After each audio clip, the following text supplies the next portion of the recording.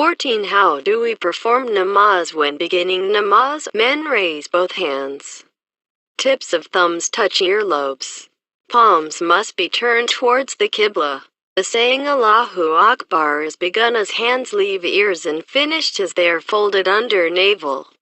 Niyyat intention is made while saying the takbir of iftida beginning. It is permissible to make niyyat before that too. In fact, it is permissible if a person who has left his home in order to perform namaz in jama'ah follows the imam without niyyat. But on the way he mustn't do one of the things that would nullify namaz. Walking or making ablution does not give harm. To make niyyat for namaz means to pass through heart its name, time, qibla, to wish to follow the imam when performing namaz in jama'ah, to mean to perform namaz. Knowledge only, that is, knowing what is to be done, will not be niyyat. In Shafi'i madhab it is necessary to remember the rukns, fard in namaz, of namaz. If a person who arrives for the jama'ah in the middle of namaz cannot make out whether they are performing the fard of night prayer or the tarawih, he makes niyyat for the fard and follows the imam.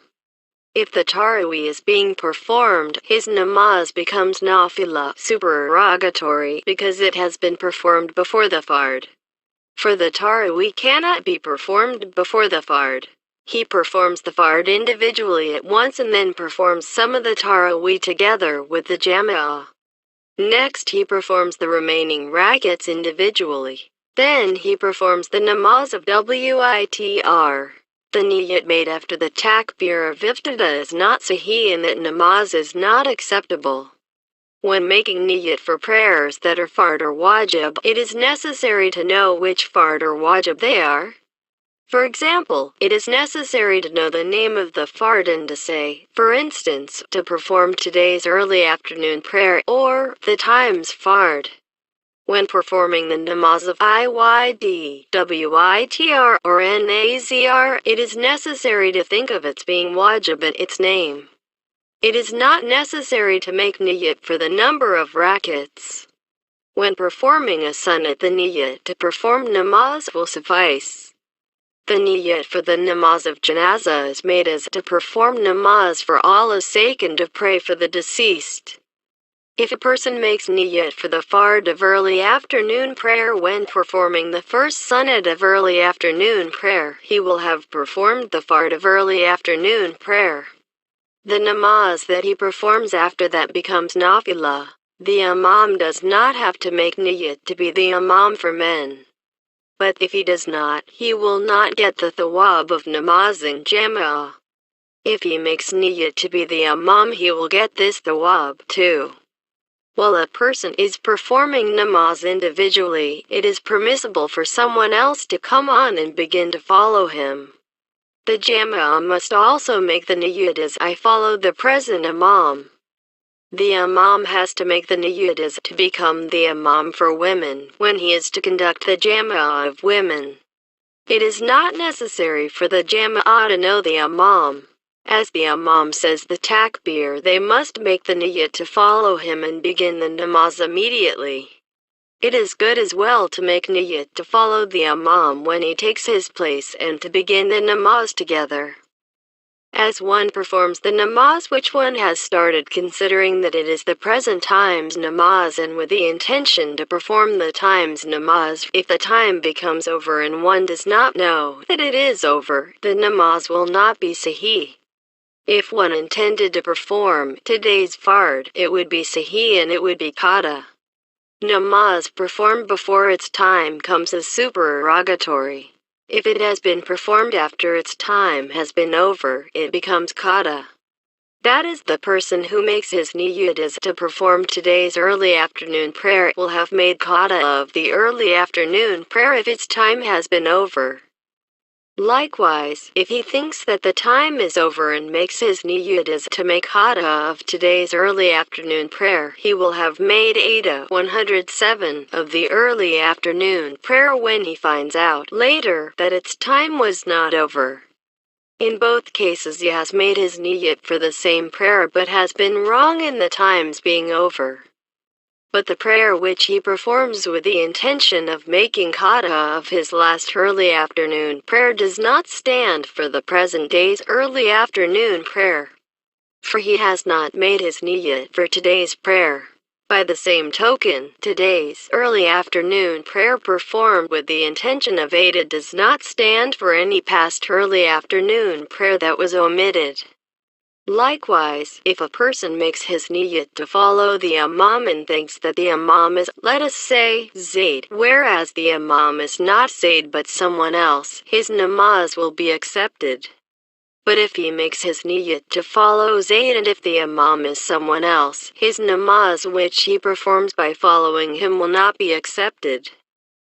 If a person has performed early afternoon prayer before its time has begun for many years and each time has made his niyat as to perform the early afternoon prayer which is fard for me, without thinking of the present day's early afternoon prayer, each day he has performed the previous day's early afternoon prayer.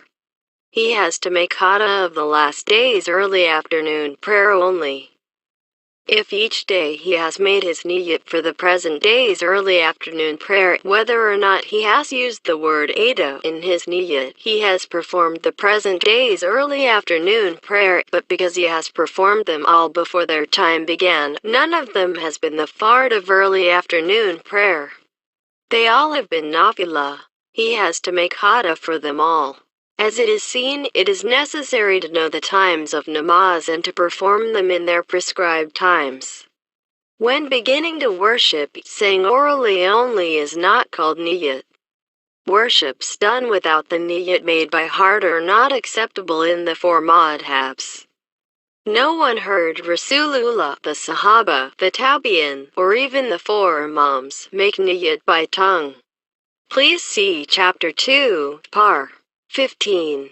Hadrat Imam Rabbani, Rahmatullah Alayh, says in the 186th letter of Mektubat, niyat is made by heart.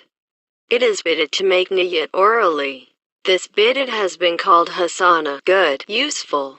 But this bid'ah annihilates not only the sunnat but also the fard. For many people have been making niyat only by tongue, without passing the niyat through their heart. Thus niyat through heart, one of the fards, principles, of namaz, has been neglected and namaz has been nullified. This fakir, Hadrat Imam Rabbani, means himself do not recognize any bid'at as his sana. I see no beauty in any bid'at. It is sunnah to make niyat orally in Shafi'i and in Hanbali madhabs. It is stated in Ibn Abidin that it is fard to make niyat when beginning namaz has been stated unanimously. Niyat is made only with the heart. It is bid'ah to make it only in words. It is permissible for a person who makes niyat with his heart to make niyat verbally also in order to be safe against doubts. Tarima means to say Allahu Akbar when beginning namaz and is fard. No other word to replace it is acceptable. See the chapter 21. This takbir of iftada is one of the conditions of namaz. It is not a rukin. Women raise their both hands as high as their shoulders and say the takbir of iftada. Then they put their hands on their breasts, right hand on top of the left. They do not grasp their wrist. If the takbir is said too long, like Allahu in the beginning or Akbar at the end, namaz will not be accepted. If Akbar is said before the imam does, namaz will not have started. When standing, it is sunnat for men to put right hand on left hand, to form a ring around left wrist with the thumb and the small finger of right hand, to say the Subhanaka, and, when performing individually, to say the Audu and the Basmala after the Subhanaka. He who is late for the Jama'ah, that is, who arrives in the mosque after the congregational prayer has started, says the Subhanaka if the Imam is not saying the appointed prayers loudly, and says the Subhanaka again when he stands up after the Imam finishes the namaz with the salam. He who performs namaz individually says the Fatiha. After the Fatiha it is not necessary to say the Basmala, but it will be good if he does. Those Hanafis who imitate Shafi'i madhab have to say this basmala. Then he says one surah or 3 ayats. After the Fatiha, both the Imam and the Jama'ah say Ameen silently. A person who performs namaz together with the Imam does not say the Fatiha or the surah. Ameen means accept. Qiyam is the first of the 5 rukns of namaz. Qiyam means to stand. He who is too ill to stand performs namaz sitting, and if too ill to sit, he lies down on his back and performs it with his head by moving, nodding, etc. his head. A pillow must be put under his head so that his face will be towards the Qibla instead of towards the sky. He bends his knees so that he will not stretch his legs towards the Qibla. It is written in Ibn Abidan, according to Imam Azam, it is permissible for a healthy person to perform namaz sitting on board a ship or on a train when it is in motion. But the Imamain said that it would not be permissible when there is no udhr. And so is the fatwa. Please see the 15th and 23rd chapters. When standing, the 2 feet must be 4 times a finger's width apart from each other. A person who is too ill to stand, or who will feel dizzy or have a headache or toothache or pain at some other part of his body, or cannot control his urination or wind breaking or bleeding when he stands, or who fears that his enemy may see him or his possessions may be stolen when he stands, or whose fast will break or pronunciation will go bad or rat parts will open when he stands, performs namaz sitting. Also, if an ill person infers from his own experiences or is told by a specialized Muslim doctor that standing will make his illness worse or delay his healing, he performs namaz sitting. But the doctor who tells him so has to be person not committing sins or harams knowingly. Such people may sit on the floor in a manner that comes easy to them, cross-legged, or knees drawn up with arms folded round the legs, or in any other manner. For the ruku, they bend forward a little. For the sajda, they put their head on the ground. A sick person who cannot put his head on the ground puts his head on something hard and less than 25 centimeters high. His or her doing the sajda in this manner is sahih. If it is higher than 25 centimeters or soft, namaz will be performed by aymat signs. If he cannot put his head on it, he sits and performs namaz by signs, even if he could stand. In other words, performing namaz sitting, he bends a little for the ruku and bends a little more for the sajda. If his bending for the sajda is not more than his bending for the ruku, his namaz will not be sahih. If he himself or someone else holds something up and he makes the sajda on it, his namaz will be sahih, but it is tarimi mekra. Yet, if that thing is not lower than his bending for the ruku, his namaz will not be sahih. Please see chapter 23, par. 14. Qiraat means to read, recite by mouth gently. Reading gently means here to read only as loud as one can hear. The reading is called jari, that is, loud if it is heard by people who stand on each side of the reader. It is fard to say an ayat of the Quran while standing at every rak'ah of sunnats and of the witr and at 2 rak'ats of the fard when performing namaz individually. It brings more thawab to say a short surah. As qiraat, it is wajib to say the Fatiha surah at these parts of prayers and to say also a surah or 3 ayats at every rak'ah of sunnats and of witr prayer and at 2 rak'ats of the fard. In the fard prayers of namaz that are obligatory, it is wajib or sunnat to say the Fatiha and the other surah at the first 2 rak'ats. Additionally, it is wajib to say the Fatiha before the surah. Furthermore, it is wajib to say the Fatiha once at every rak'ah. If one of these 5 wajibs is forgotten, it is necessary to make sajda isha. According to some more dependable information, at 3rd and 4th rak'ats of the fard, it is sunnat for the imam as well as for a person who performs namaz individually to say the Fatiha. It will be alright whether he says the additional surah too or says nothing. Ibn Abidin, page 343.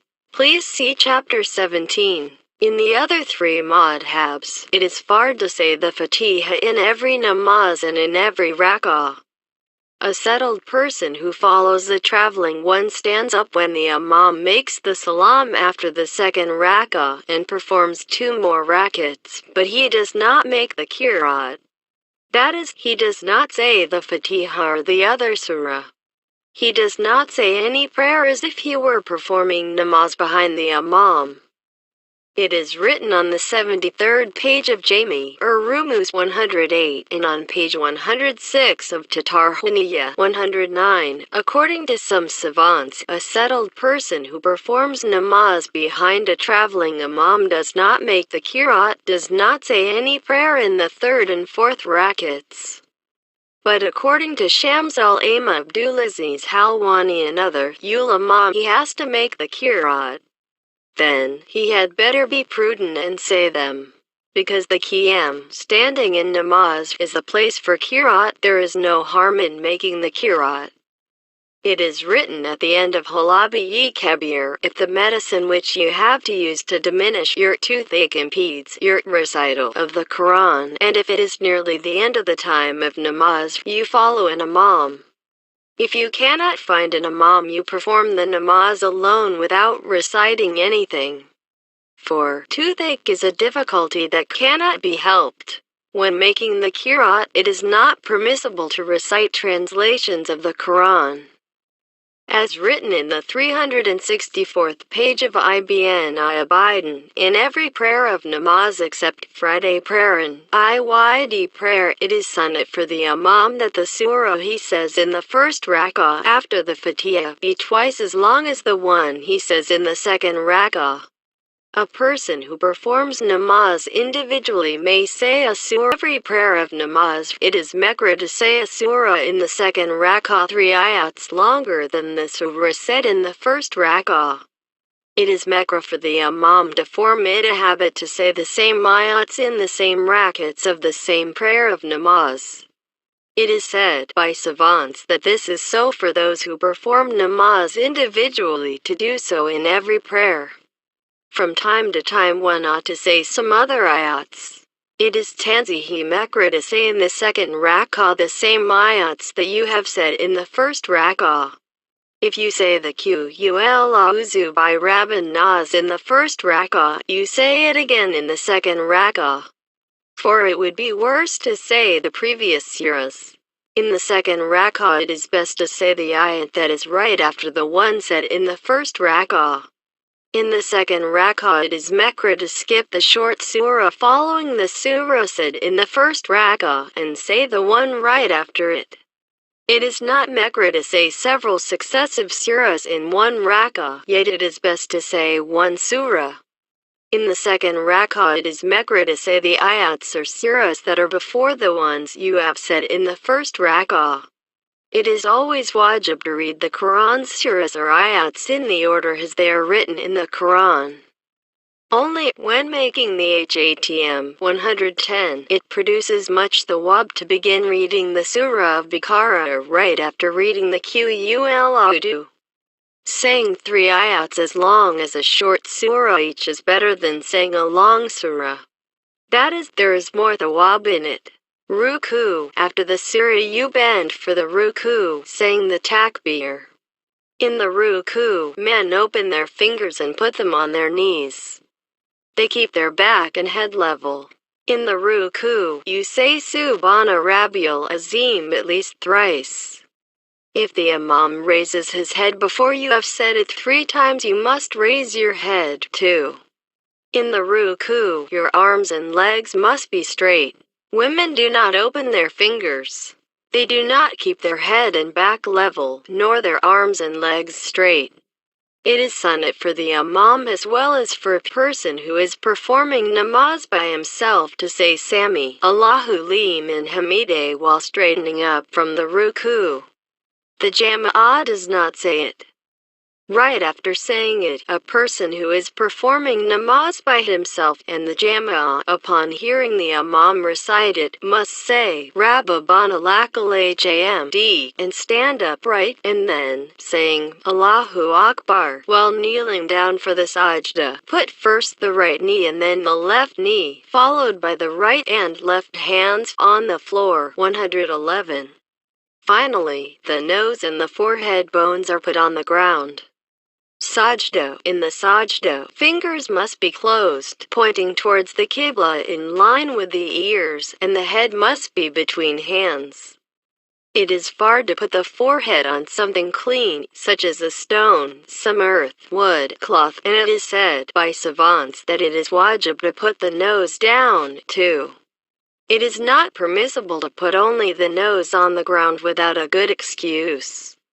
It is makruh to put only the forehead on the ground.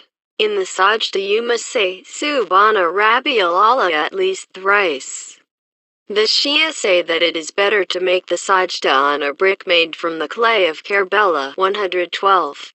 It is either fard or wajib to put 2 feet or at least 1 toe of each foot on the ground. There are also some savants who say that it is sunnat. That is, if 2 feet are not put on the ground, namaz will either not be accepted or it will become makruh. If, during the sajda, the forehead, nose, or feet are raised from the ground for a short while, it will cause no harm. In the sajda, it is sunnat to bend the toes and turn them towards the qibla. It is written in Radd al-Mukhtar that those who say that it is fard or wajib are wrong. Men must keep their arms and thighs away from their abdomen. It is sunnat to place the hands and the knees on the ground.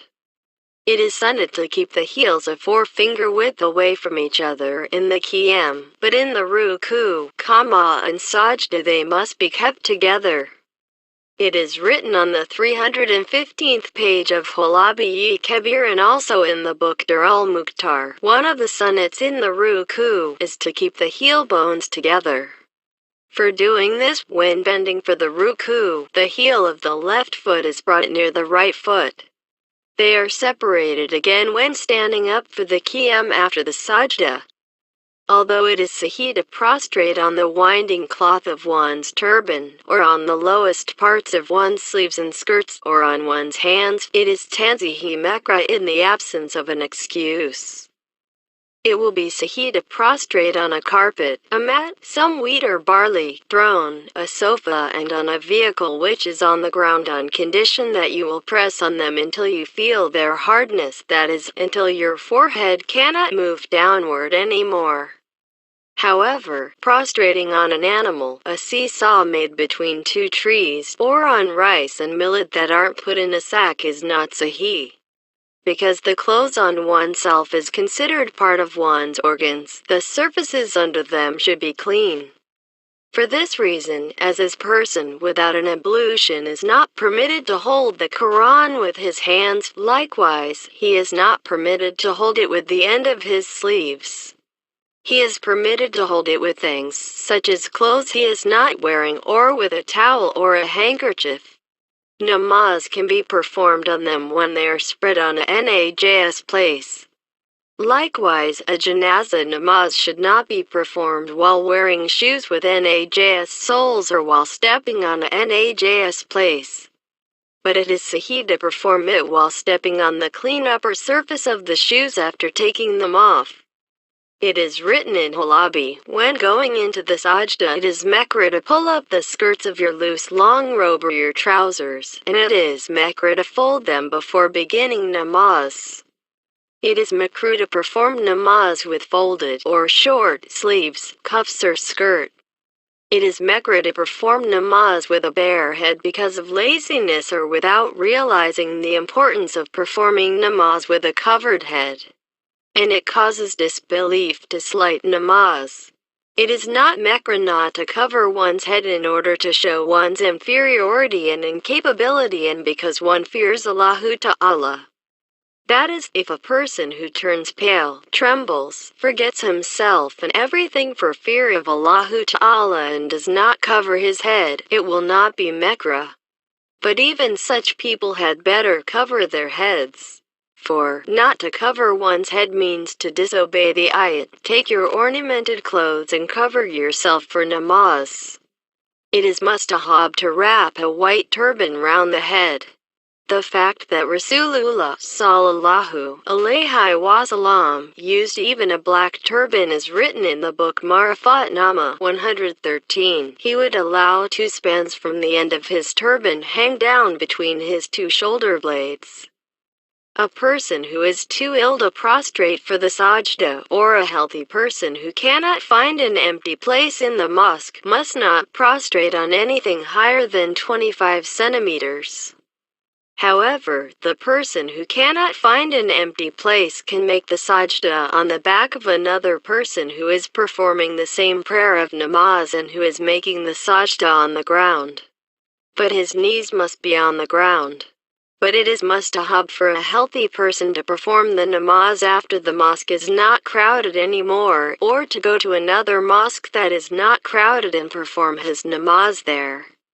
It has been informed by savants that it is permissible to make the sajda on something less than 25 centimeters high when one is not ill and when there is no crowd, but it is makruh. For Rasulullah sallallahu alaihi wasallam never made the sajda on anything a little higher than floor level. Ibn Abidin, page 338. It is written on the right-hand margin of the 69th page of Jami or Rumuz and in the annotation of Tabi'in by Shalbi, Rahmatullahi ta'ala alayh, that it is not permissible to make the sajda even on something which is only a little higher than floor level. For this reason, those who do not have a good excuse must not make the sajda even on something a little higher than floor level. To say that we must make the sajda on a high place and not on the ground means to change the prescribed way of worshipping. He who wants to change worships becomes a disbeliever. Disbelievers, enemies of Islam, enemies of Rasulullah, want to turn mosques into churches. Like in churches, they are trying to get people to sit at tables and put their heads on tables in the name of sajda, and also to initiate music and musical instruments in mosques. Knowing that they could not accomplish this all at once, they are accustoming people to making the place of sajda a little higher and to performing the worships with loudspeakers. Ibn Abidin, Rahmatullahi alayh, says, Istiqbal al-Qibla is fard for namaz. That is, namaz is performed by turning towards the direction of the Kaaba. Namaz is performed for Allah. Sajda is done for Allahu Ta'ala only. It is performed towards the direction of Kaaba, but not for the Kaaba. One who makes sajda for the Kaaba becomes a disbeliever. Qada Ayakira, in the last rak'ah it is fard to sit as long as it takes to say the tahiyyat. It is written in Dur al-Mukhtar, you do not make a sign with your fingers while sitting. The fatwa says so. When sitting, men put their left foot flat on the ground with its toes pointing towards the right. They sit on this foot. The right foot should be upright with the toes touching the ground and pointing towards the Qibla. It is sunnah to sit in this manner. Women sit by tawarik, that is, they sit with their buttocks on the ground.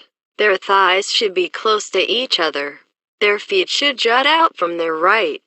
While explaining the nature of azkar, it is written in Marakil Fala and in the explanation of Tatawi, it is sunnah in the Hanafi madhab to stand up and perform the sunnah right after the fard without saying anything in between. After performing the fard, our Prophet used to sit as long as it took him to say Allahumma antas salam wa minkas salam tabarakta ya zal jalali wal ikram. Then he began to perform the sunnah right away. He would not say the ayat al-kursi or the tasbihs between the fard and the sunnah. Saying them after the sunnah produces the same thawab as would be produced by saying them after the fard. The same rule is valid for the sunnah before the fard. Saying any prayers between the fard and the sunnah diminishes the thawab of namaz. It is makruh for the imam to perform the final sunnah in the same place where he performed the fard. It is not makruh for the jama'ah, but it is mustahab for them to perform it at some other place in the mosque. The namaz of a person who neglects the mustahab will not be deficient, but he will be deprived of its thawab. After performing the fard, if there is no final sunnat after the fard, or after the final sunnat, it is mustahab for the imam to turn right or left or towards the jama'ah. He may as well leave the mosque at once if he has some work to do. It is stated in a hadith Sharif, if a person says, Astaghfirullah al-azim al-azi la ilaha illahi al-hayy al-qayyum wa atubu ilai, after every prayer of namaz, all his sins will be forgiven. Also, it is mustahab for the imam and for the jama'ah to say the ayat al-kursi, to say the tasbih, and then to raise their hands as high as their chest and pray for themselves and for all Muslims. A hadith declares prayers sent after the 5 daily fard namaz will be accepted. But the prayers must be done with a vigilant heart and silently. It is makruh to make your prayers only after namaz or at certain times, or to memorize certain prayers and say them repetitively like poems. After making your prayers, it is sunnat to rub the hands gently on the face. Rasulullah sallallahu alayhi wasallam used to say prayers during namaz after the dua said after the namaz, during the tawaf, visiting the Kaaba, after meals, and when going to bed. In these prayers of his he would not raise his arms, nor would he rub his hands on his face. Prayers in any dhikr are best when they are done silently. According to the unanimity of savants, it is haram to do as some men of tariqat, such as to dance or whirl, to clap hands, to play stringed instruments, tambourines, small drums, flutes. As it is seen, it is best if the jama'ah and the imam pray together silently. Also, it is permissible for them to pray separately or to leave the mosque without praying. After praying, the Surah Ikhlas is said 11 times and the Tusir is called Qul said once. Muhammad Mathim Rahmatullahu Alayhi stated in the 80th letter of the 2nd volume that after this prayer he said only Astaghfirullah 67 times. Finally, the ayat beginning as Subhana Rabbika is said. The book Dur al-Mukhtar, after explaining the namaz of Tahiyyat al-Masjid, says, talking between the sunnat and the fard does not nullify the sunnat, but it diminishes the thawabs. Such is the case when saying any prayer. According to some savants, the sunnat will not be accepted and it will be necessary to perform the sunnat again. After explaining that it is permissible for a person to follow an imam who is conducting the namaz while sitting, the book states, when the imam's voice does not reach everywhere, it is permissible for muazzins to repeat loudly so the jama'ah can hear, but shouting too loudly nullifies their own namaz. Saying the prayers too loudly resembles a worldly conversation. The imam saying the prayers too loudly in a namaz does not nullify the namaz, yet it is haram. It is a bid'at, which in turn lessens the thawab, for muazzins to recite the Surah of Ikhlas or to say other prayers. Also, it is haram to distract the other worshippers by shouting too loudly. It is written in the book Ma'arij an-Nubuwah 114. Hadrat Azai was asked about what prayers were offered in order to make tawbah after making the salam. Say Astaghfirullah 3 times, he said. The fact that it is bid'ah to say prayers loudly is written on the 59th page of the 1375 1956 edition of the book Al-Ibda by Sheikh Ali Mafaz, a member of the Assembly of Kibar-i-Ulama in Egypt. Our Prophet sallallahu alayhi wasallam declared, say the ayat al-Kursi also when going to bed. He also declared that we should say prayers after namaz. Prayers after namaz. When saying du'as, prayers after namaz, men raise their arms up to the level of their chest. The arms should not be bent at the elbows. After saying their prayers, they should recite the ayat Subhana Rabbika and rub their hands gently on their faces. A person who cannot lift his hands because of an illness or cold weather makes a sign with his pointing finger. Fingers are turned towards the Qibla. Arms are not opened apart in the right-left direction. They are held close to each other, forward. After each fard namaz, it is mustahab for the imam and the jama'ah to say the istighfar completely 3 times, to recite the ayat al-kursi, to make the tasbih 99 times, then to say prayers, and then to recite the surah called Ikhlas 11 times and the 2 surahs called Qul A'udhu, and to say astaghfirullah 67 times. The Hadith Sharif commanding to recite the Ikhlas 11 times is on the last page of the first volume of Barakah. It is stated in a Hadith Sharif that a person who says the following prayer 10 times after morning prayer will be given much thawab. La ilaha illallah wahdahu la sharika lahul mulku wa lahul hamdu yuhyi wa yumit wa huwa ala kulli shay'in qadir. Imdad 115. The ayat al-kursi and the tasbihs must never be omitted, especially when there is a janazah, a dead Muslim that must be interred according to prescribed Islamic ceremony.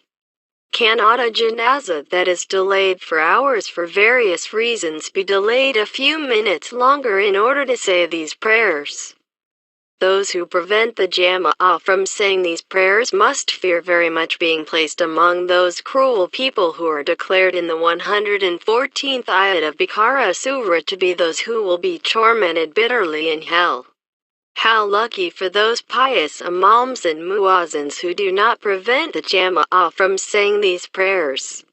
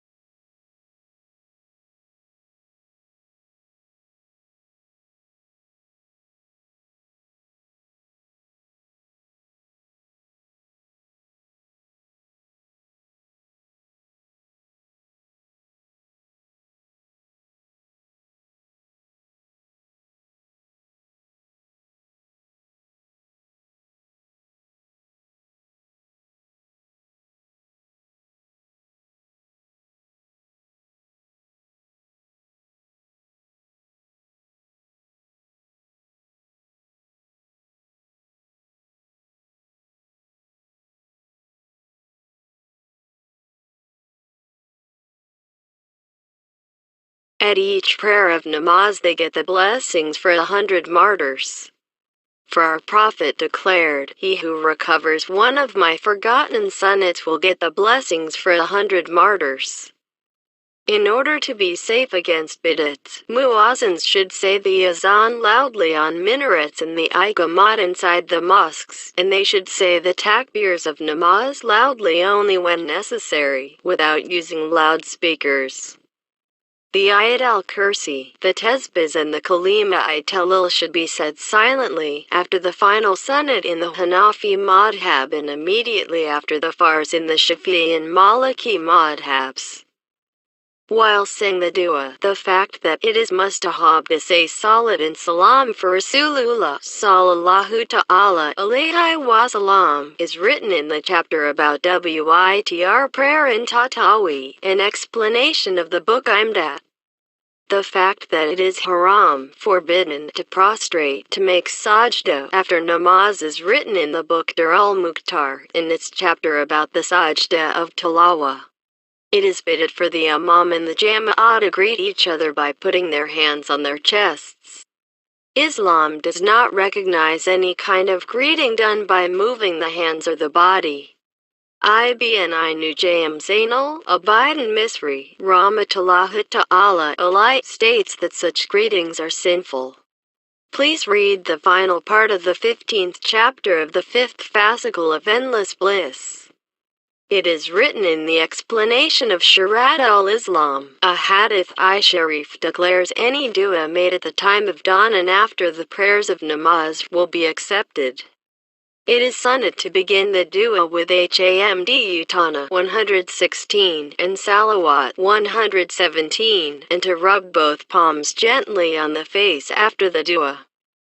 It is written in the 5th chapter of Fatawa I-Hindiya, while praying, both hands should be open towards the sky, apart from each other, and on a level with the chest. It is written in Bezajiya that performing a namaz which is sunnat is better than saying prayers. Shiites and Wahhabis make dua by raising their hands as high as the chest, turning the palms towards the face, bringing them together with their fingers closed. It is written in Ni'mat I-Islam 118, when beginning to perform namaz, a woman raises both hands up to the level of her shoulders. While standing, she puts her right hand on the left hand, but she does not grasp her left wrist with the fingers of her right hand. She puts her hands on her breast. While making ruku, her hands are placed on the knees, but she does not grasp them. She keeps her fingers closed together. She does not keep her legs straight nor her back level. While making sajda, she lowers herself, bringing her arms to her sides while she keeps her abdomen placed over her thighs. She sits on the buttocks, her legs inclined toward right. A woman cannot be an imam for men. It is makruh for a woman to be an imam for other women. If they follow a man as imam, they should be in the last line of the jama'ah. If a woman is kissed while performing namaz, her namaz will be nullified. While performing namaz in jama'ah, if a woman stands beside or in front of a man, the man's namaz will be fasid, nullified. The man should signal to the woman to move behind. If she does not do as she is beckoned, in that case, only the woman's namaz will become fasid. In case of a baby crying or a food boiling over the fire, leaving the namaz is permissible for a woman. A woman does not stretch her hands forward while making dua, but she keeps them inclined towards her face.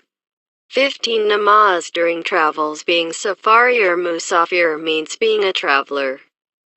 If a person intends to go to a place that would take 3 days by the short days of year by walking or by riding a camel during the short days of the year, he becomes a musafir as soon as he reaches beyond the last houses of the place he lives in or on one or both sides of his way. If he passes by the last house without intending to go to a place that is 3 days away, he does not become a musafir even if he travels all over the world. An example of this is the case of soldiers searching for the enemy. But he will become a musafir on his way back. If a person who has started off with the intention of going to a place that is 2 days away intends on the way or after reaching the place to go to another place which is 2 days away from his first destination, he does not become a musafir when he is on the way to the place which is 4 days away. While leaving one's temporary home with the intention of going 3 days away, one becomes musafir as soon as one passes beyond the last houses on both sides on one's way. Yet the last house does not have to be out of sight. One does not have to have reached beyond the houses that are only on one side of the way. Nomads camping at the seaside or near a forest become musafir when they leave their tents. A person who lives in a city must have passed beyond the houses outside the city as well as the houses adjacent to the city and the villages where rows of houses from the city reach. It is not necessary to have gone beyond empty fields or vegetable gardens adjacent to the city. Even if there are farmers or watchmen's houses in the fields or vegetable gardens there, the villages beyond them are not counted as parts of the city. In empty fields, those large cemeteries that are close to town are called fina. Grounds which the townsfolk use for threshing grain, for horse riding, for diversion, and parts of a lake or sea which they use for hunting, etc. Factory buildings, schools, and barracks are counted as part of the town. That is, they must be passed. If the fina is more than 200 meters away from the town or if there is a field between them, it is not a part of the town. But it is sahih to perform the prayers of Friday and Eid at a fina that is far away. Villages, cities in between which and the city is a fina are not counted as parts of the city. It is not necessary to pass beyond such villages. One becomes safari when one reaches beyond the fina only. With large cities, a fina is still counted as a part of the town when it is more than 200 meters from the town. It is written in Imdad's commentary titled Tatawi that according to a narration called Mukhtar, even if there are houses or a fina in between, having gone beyond the villages is not a condition. It is not a condition that one will walk all the time until evening. On a short day, it will be sufficient if one walks from the time of morning prayer until the time of the early afternoon prayer. This journey is called Marhala, Manzil, or Konik, stage. It is also permissible for one to rest in the meantime. Even one goes on a journey of 3 days on a fast vehicle, such as a train, one still becomes musafir. Mahala 119, 1664. If there are 2 ways of going to a place, one of the ways being shorter than the other, the person who goes the shorter way does not become a musafir. If the longer way takes 3 days by walking, a person who goes by that way on any vehicle becomes a musafir. Ibn Abidin says, all ulama have described the way of 3 days by a unit called farsa, the distance traveled in 1 hour. Some of them said a way of 3 days was 21 farsas, some said it was 18 farsas, and others said it was 15 farsas. The fatwa has been given according to the second judgment. In the fatwa of the majority, 1 marhala, the distance traveled in 1 day, is 6 farsas on a smooth route. 1 farsa is equal to 3 miles. 1 marhala is equal to 18 miles, so 3 times marhala is 54 miles.